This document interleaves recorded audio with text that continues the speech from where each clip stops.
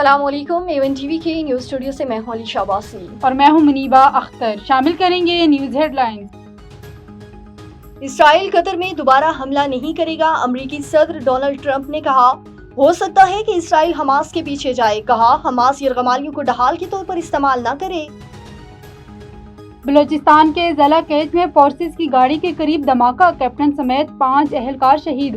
Clearness operation के दौरान फितनल हिंदुस्तान के 5 दहशतगर्द हलाक। और कराची के मुख्तलिफ इलाकों में बूंदाबांदी से मौसम खुशगवार। महकमा मौसमियात की आज से 19 सितंबर तक बारिशों की पेशगोई। खैबर पख्तूनख्वा, आज़ाद कश्मीर, पंजाब और इस्लामाबाद में बादल बरसेंगे।